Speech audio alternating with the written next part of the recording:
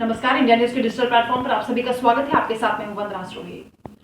अतीक अहमद को साबरमती जेल से प्रयागराज लाने का जो ऑपरेशन था वो सफल हुआ, लेकिन इस दौरान अतीक अहमद की सांसें अटकी रहीं।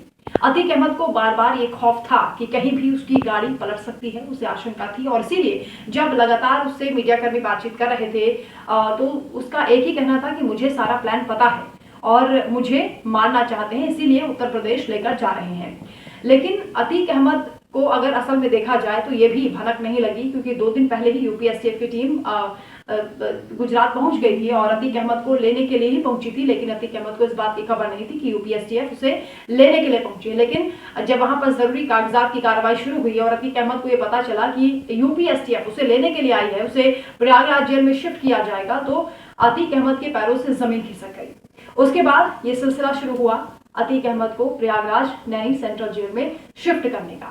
हालांकि 30 घंटे का ये सफर होना था, 30 घंटे लगने थे, क्योंकि 6 वाहनों में जो पुलिसकर्मी सवार थे, 45 सदस्य पुलिसकर्मी थे और उसके अलावा 2 वज्र वाहन थे जिसमें अतीक अहमद को बिठाकर रखा गया था।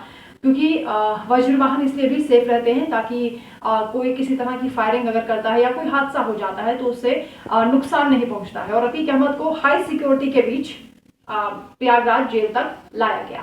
इस 30 घंटे का जो सफर होना था उसे ड्राइवर ने किस तरह से 24 घंटे में बदला, कितनी स्पीड में गाड़ियां चली, क्योंकि 140 की स्पीड से मीडिया कर्मी पुलिस के पीछे पीछे चल रहे थे, उस काफिले के पीछे चल रहे थे, क्योंकि ये आशंका थी कि कुछ भी हो सकता है। अतीक अहमद को लाया जा रहा है तो बड़ी बात है।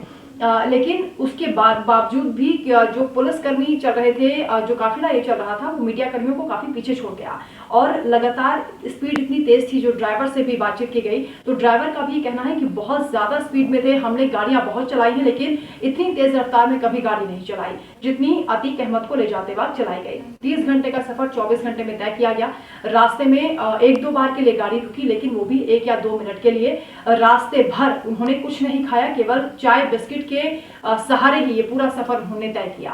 साथ ही ड्राइवर ने पूरा जब जानकारी दी तो ये भी बताया कि अतीक अहमद किस तरह से डरा सहमा था। वो बार बार ड्राइवर से भी कह रहा था कि गाड़ी धीरे चलाओ, एक्सीडेंट हो सकता है। उसे बहुत घबराहट थी, क्योंकि बार बार जब गाड़ी रुक रही थी अतीक अहमद को कभी थोड़ा बहुत रेस्ट करने के लिए या उसको फ्रेश होने के लिए उतारा जा रहा था, तब भी उसके चेहरे पर वो खौफ साफ तौर से देखा जा सकता था कि अतीक अहमद को ये डर लग रहा है कि उसकी सांसें अटकी हुई हैं, कभी भी कुछ भी हो सकता है।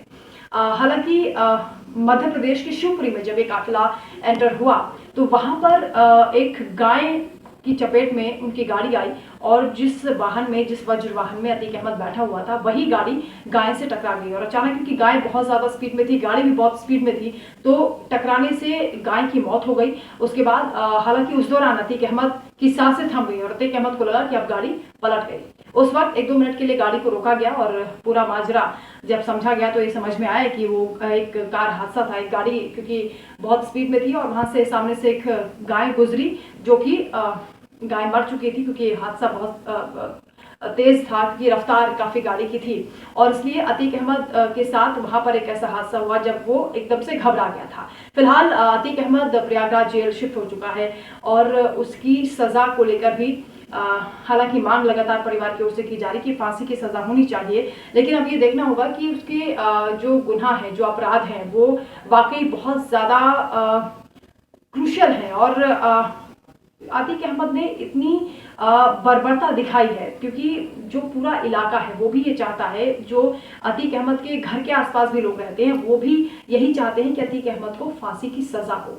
अतीक अहमद ने जिस तरह से लोगों के साथ ज्यादती की है, किसी की जमीनों को हड़पा है, किसी के अपनों को सरेआम गोलियों से भून दिया, और उमेश पाल के साथ जिस तरह की घटना की गई है वो भी पुलिस को खुला चैलेंज देते हुए, तो योगी सरकार में अपराधियों का क्योंकि खात्मा किया जा रहा है और अपराध को खत्म करने के लिए उत्तर प्रदेश को उत्तम प्रदेश बनाने की जो मुहिम योगी सरकार चला रही है, ऐसे में उम्मीद तो यही की जा रही है कि अतीक अहमद का भी हिसाब विकास दुबे जैसा ही होगा। हालांकि विकास दुबे का एनकाउंटर किन परिस्थितियों में हुआ था वो पुलिस ने बताया, लेकिन अब अतीक अहमद को लेकर, क्योंकि गाड़ी तो सेफली पहुंच गई है, लेकिन कानूनी कार्रवाई के जरिए किस तरह से उसे सजा दी जाएगी ये देखना होगा।